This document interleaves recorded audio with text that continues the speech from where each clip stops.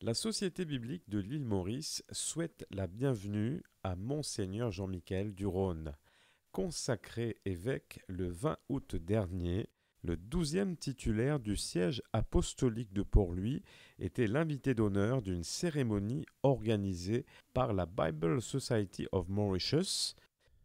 L'événement a eu lieu le mercredi 25 octobre au siège social de l'association à Curepipe.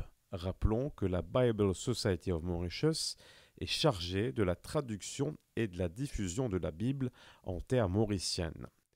Étaient présents à cette rencontre plusieurs invités, dont les responsables des différentes églises. L'évêque émérite de Port-Louis, le cardinal Maurice Piat, a également répondu à l'invitation de la Bible Society sous la responsabilité de pasteur Natacha Noyan, nouvelle directrice. Pour l'occasion, Monseigneur Jean-Michel du Rhône s'est vu offrir une Bible qui lui est spécialement dédicacée. Un cadeau hautement symbolique pour celui qui a la charge de sanctifier et d'enseigner le peuple de Dieu, entre autres. Un bel exemple de fraternité entre les églises qui ont mission de faire connaître le Christ Jésus, chemin, vérité et vie.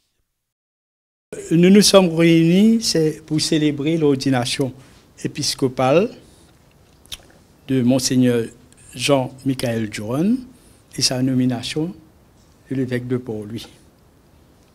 Nous, la Société biblique, c'est-à-dire ses membres, son staff et le board d'administration, dont je suis le président, vous souhaite la bienvenue et espère que vous allez passer un moment agréable et béni. Avant d'aller plus loin, alors je suis Claude Martial. Voilà. Avec votre permission, je vous exposerai un brin d'histoire de la relation Église catholique et la société biblique. En premier lieu, et en deuxième lieu, le projet de la traduction de la Bible en créole. Pendant les années 1960, dans le sillage du Concile Vatican II, c'est-à-dire 1962-1965 à 1965, l'Église catholique est invitée à déléguer des représentants pour siéger au comité exécutif de la Société biblique. Il en est résulté un essor considérable dans la diffusion des Saintes Écritures, dont dans le milieu catholique. La Société biblique, agissant dans l'esprit du Vatican, a œuvre pour rassembler les dénominations chrétiennes. Comme cela est le cas aujourd'hui, la Société biblique compte des membres de toute la confession chrétienne, de même que le conseil d'administration compte des membres issus de toutes les dénominations chrétiennes. Dans les années 70, c'est-à-dire, il est notable que la première publication de la Société biblique, faite spécialement pour l'Église catholique romaine et l'Évangile de Luc, en français courant, tiré en 1974 avec 20 000 exemplaires. Le chef de l'Église catholique à Maurice était alors le Monseigneur Jean Morgéou. Les années 2000, l'Évangile Marc en 2002, suivi du Parabole et Miracle Jésus en 2004, et en 2009, la Société biblique a réuni les églises qui sont engagées dans des projets éducatifs pour le lancement d'une bande dessinée Jésus Sauveur en créole. Ceci est destiné aux élèves qui sont scolarisés en créole dans le cadre du projet communément appelé Prévoc, lancé par le Bureau d'éducation catholique. En 2010, en vue d'accueillir le Nouveau Testament en créole, dont le lancement était prévu pour 2011, un atelier de travail sur comment lire et écrire le créole mauricien fut organisé par la Société biblique. À destination des groupes liturgiques. Cet atelier fut dirigé par le linguiste M. Dave Virasomi, qui est souffrant, et suivi par une vingtaine de participants, principalement des églises anglicanes, presbytériennes et catholiques. Une copie du Nouveau Testament en créole est remise officiellement à Monseigneur Maurice Piat par le directeur d'exécutif d'alors de la Société biblique, M. Marc Etive. Le lancement du Nouveau Testament en créole a eu lieu au théâtre Serge Constantin le 19 février 2011. C'était une réelle bénédiction, autant pour l'Église que pour la nation. Plus de 3000 exemplaires furent vendus en moins de 10 jours. Nous avons imprimé des centaines d'exemplaires du livre Proverbes et Ésaïe, je crois, pour coïncider avec la visite du pape François en 2019. Ça, c'est récent. En 2 occasions, nous avons dû solliciter l'aide financière de l'Église catholique pour placer des commandes des Bibles que nous remercions et que nous avons retournées en temps voulu. Comme vous voyez, frères et sœurs, l'Église catholique n'est pas ici un membre, n'est pas ici un partenaire, on ne va pas connaître comment vous dire ça. OK? Alors, le principe d'une traduction de la Bible en créole accepté. Alors, en 90, début de la traduction du Nouveau Testament, suivi de la publication de l'Évangile de Marc, ça nous avons dit tout à l'heure là. Et puis, en 2012, publication du lectionnaire du dimanche, en collaboration avec cet interprète du diocèse. Parmi d'autres, il y avait Pierre Fabien, je crois. Oui, ça. Et puis, bon, la traduction s'est arrêtée en 2019.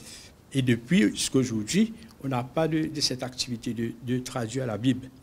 Mais par contre, 2021-2022, le nouveau board là, on a repris le dialogue entre la Société biblique et le bailleur de fonds, The Seed Company. Et on a eu la visite du directeur régional pour l'Afrique australe, le révérend Bahani van der Waal. Reste assuré que là, depuis 2024, on va reprendre le projet de la traduction de la Bible complète. J'aimerais bien vous remercier chaleureusement pour tous vos dons, et pour le soutien, la prière. Et j'espère qu'on ne va pas s'arrêter là. Monseigneur Duron, on ne va pas s'arrêter là. Une petite pression, légère. Hein? C'est ce bon chemin. Cette collaboration, cette relation pour la mission de diffusion, de traduction de la bonne nouvelle de Jésus-Christ et d'autres projets qui verront le jour. Alors, merci pour votre attention.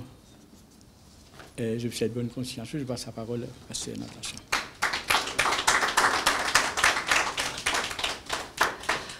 En tant que nouvelle directrice de la Société biblique, c'est vraiment un honneur pour moi de vous recevoir cet après-midi. C'est la première fonction officielle dans les locaux de la Société biblique. Alors, je suis en fonction depuis un peu moins de 2 mois, donc toute nouvelle, mais vraiment heureuse de vous avoir parmi nous. Et j'ai eu la tâche de présenter brièvement notre équipe, parce que comme vous voyez, on est une petite équipe, small but mighty, with God's grace. Alors, bien sûr, bienvenue Monseigneur Duron encore une fois, bienvenue à Cardinal Maurice Piat, bienvenue au vicaire général, pasteur Jordi Kenny. C'est le révérend Didier Locha, représentant de l'Église anglicane, sur le board. Le père Laurent Rivette, un de nos traducteurs. Le monsieur Bridgen Burron, un collaborateur, journaliste qui nous aide dans les articles. pasteur Benjamin Carré, représentant cet après-midi des Assemblées de Dieu, le révérend Kevin David, traducteur de l'Église anglicane, pasteur révérend France Cangy, traducteur de l'Église presbytérienne, monsieur Jean-Alain Moussier, ancien directeur exécutif sortant et membre du board. Alors, j'ai aussi l'honneur de vous présenter notre staff. Il y a bien sûr moi-même et 2 dames qui sont Jacqueline, Louise et Marie-Josée Djoumen, catholique et Assemblée de Dieu. En fait, pourquoi je tiens à dire aussi les églises? Vous allez voir cette diversité. Et le moment de prière que nous allons prendre va justement parler de l'unité dans la diversité. Monsieur Sylvain Pascal, représentant de l'Église catholique et notre vice-président au board. Monsieur Gervais Fifi, notre argentier de l'Église catholique. Monsieur Kelvin Ning, du diocèse adventiste. Et le pasteur Karel Dora de Full Gospel Church, la voie de la délivrance. Voilà, j'ai fait un petit peu le tour rapidement. Maintenant, tournons-nous vers l'essentiel. Nous allons prendre un temps de prière. Le texte choisi pour cet après-midi est un des textes pris lors de la récente Assemblée mondiale des sociétés bibliques qui s'est tenue du 13 au 18 octobre dernier aux Pays-Bas, donc tout récemment. Le thème était « La parole de Dieu, réconciliation pour le monde ». Alors, je vais lire dans Jean, chapitre 17, les versets 20 à 26. Et pour faire honneur à notre langue maternelle et à ce Nouveau Testament, cette Bible pour laquelle on œuvre avec ardeur pour la traduire, je vais lire en créole. Jean 17, 20 à 26. « M'ont pas prié pour eux, mais m'ont prié pour tous ceux qui pour croire dans moi, par parole qui me disciple pour annoncer. M'ont prié pour qu'ils tout viennent seul et qu'ils restent en nous, pareil comme à toi, papa, toi dans moi et moi dans toi. Les là les mondes pour croire qui te fin avec moi. Me fin donne la gloire qui te fin donne moi, pour qu'ils viennent seul, pareil comme à nous en seul. Moi dans eux, toi dans moi, pour qu'ils deviennent un seul. Les là les mondes pour connaître qui te fin avec moi, qui me compte en eux, comme te compte en moi. Papa, ce qui te fin confier moi, m'ont envie qu'il a que moi été, avec moi, pour qu'ils contemplent la gloire qui te fin de moi, et pour connaître qui te compte en moi, depuis avant commencement création. Toi, papa, qui dis, les mondes pas comme toi, moi, me fin comme toi, et je te connais qui te fin avec moi.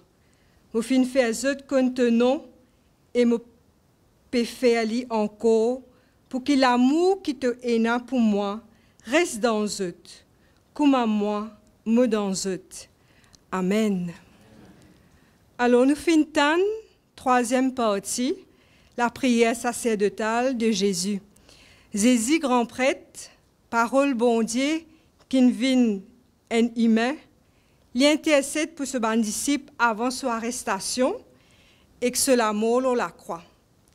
Les réconfortants connaît qui n'est pas penser à l'épreuve qui peut attendre lui, mais qu'il a prié pour l'unité de ban qui t'y croit dans lui et ban qui peut croire dans lui. Les places là-bas hautes parce qu'il est prié pour une l'unité pareil à l'unité qu'il est partagé avec ce papa. Il est important pour Jésus prier pour ça. Qui fait? Parce que crédibilité nous témoignage dépend nous l'unité. Comme il dit lui-même, verset 21, dit nous, en 2 fois même, il dit ça. Les là les mondes pour croire qui te fin avec moi. Donc, nous motivation pour l'unité, pour réconciliation c'est pour bien accomplir mission, faire ban disciples. Un ban obstacle à conversion nouveaux croyants, il y a la division au sein de l'Église. Ban di moun perdi l'intérêt pour rejoindre ban communauté côté la mésentente. Mais à l'inverse, quand ban l'Église, il nie la force et travaille en équipe, comme c'est le cas ici à la Société biblique et qui nous peut témoin de ça, l'y contribuer à la diffusion de sa parole de vie qui réconciliait chaque être à ce Créateur, chaque enfant à ce Papa céleste. Alors, la motivation de nous, l'unité, c'est réconcilier les mondes avec bon Dieu. Et moyen pour nous arriver à sa unité-là, il trouve dans sa même section la prière Jésus. Verset 23 dit, « Moi dans eux, toi dans moi, pour qu'ils deviennent un seul. » Sa parole-là confirme que Jésus en vie habite en nous par l'action ce Saint-Esprit. À nous accueillir sa bonté là, dans nous les cœurs, dans nous la vie, dans nous l'Église. À nous reconnaître que ça même l'Esprit vive et agir dans nous ban frères et sœurs. Jésus pas prier pour qu'il nous presque haine, pas pour un semblant d'unité. Il prier pour qu'il nous parfaitement un. Alors qu'il nous peut attendre ce retour et qu'il nous peut attendre sa jour d'unité parfaite, il nous devoir, frères et sœurs, construire un pont. Il nous devoir travailler et apprécier les autres membres du corps du Christ. Et en tant que nouvelle directrice, on peut vivre ça davantage et c'est vraiment un grand plaisir. Prier à Jésus pour nous, c'est qu'il nous ait ça même l'amour que le Père a pour nous ban semblables. Pour reprendre devise Monseigneur Duron, reçu gratuitement pour donner gratuitement. À nous vin ban ambassadeur la réconciliation. À nous vin ambassadeur sa parole qui met des bouts, qui nous témoignage l'attirant et amène les autres à Jésus. À nous revêtir-nous de l'amour du Christ, qui permet de nous trouver au-delà de nos bonnes différences, à ce qui nous capables de partager ensemble. Jésus finit soutenir nous, il finit déjà prier pour nous, et il continue de faire lui. Rappelle qu'il dit à nous, il est avec nous jusqu'à la fin des temps. À nous tous, nous faire nos part, à nous rendre l'aide bon Dieu pour mettre en pratique ce qui nous tendait, afin qu'il a prié Jésus, l'y exaucer, pour un monde réconcilié par ce parole et par ce l'amour. Alors, un petit partage dans ce texte-là qui cause l'unité dans la diversité. Et c'est ce que la société biblique représentait. Nous passons un moment dans la prière. Prions. Notre Père, d'un cœur reconnaissant, nous te rendons grâce. Nous te rendons grâce pour toute la collaboration que tu as permis par le passé entre la société biblique et les églises. Et spécialement cet après-midi, nous reconnaissons l'apport de l'Église catholique, comme nous l'avons entendu. Nous te disons merci de nous permettre de travailler dans l'unité au sein de notre conseil d'administration, malgré les temps difficiles que la société ait pu traverser. Que cette unité soit un témoignage de ton amour pour nous et pour les autres. Seigneur, cet après-midi, nous voulons te confier, Monseigneur Duron, dans ce nouveau rôle qui est le sien, ainsi que l'équipe qui l'entoure. Nous te rendons grâce pour l'épiscopat de Monseigneur Maurice Piat, pour tout ce qu'il a donné à ton peuple. Seigneur, par ton esprit, sois le guide et le soutien de la nouvelle équipe, afin qu'ils dirigent ton peuple selon ta volonté, selon ton cœur. Papa, nous te remettons aussi les projets à venir de la Société biblique, particulièrement ce projet de traduction qui nous tient à cœur. Parce que nous savons combien, Seigneur, cette parole traduite peut changer les cœurs, peut aider tes enfants à se réconcilier avec toi et avec les autres. Accorde-nous ta sagesse, Seigneur, pour mener à bien les diverses responsabilités que tu donnes à chacun de nous. Seigneur, aide-nous à nous rappeler de ton amour, de cet amour que tu as pour ton Fils Jésus. Tu as cet même amour pour nous, tes enfants. Rappelle-nous que nous pouvons vivre dans l'unité sans devoir être uniformes ou des copies les uns des autres. Seigneur, bénis toutes les églises ici représentées, mais aussi toutes les églises à Maurice qui témoignent de ton nom, afin que chacune désire être parfaitement unie à toi et te donner l'adoration que tu mérites. Oui, Seigneur, nous faisons monter cette prière vers toi dans le doux et précieux nom de Jésus-Christ, notre Seigneur et Sauveur. Amen. Je vais maintenant inviter notre vice-président pour la suite de cette petite cérémonie. Bien, Monseigneur, au nom de la Société biblique, on est très heureux de vous présenter cette Bible qui a été produite grâce au soutien aussi de la Société biblique de Congo. Okay. Très bien, ben.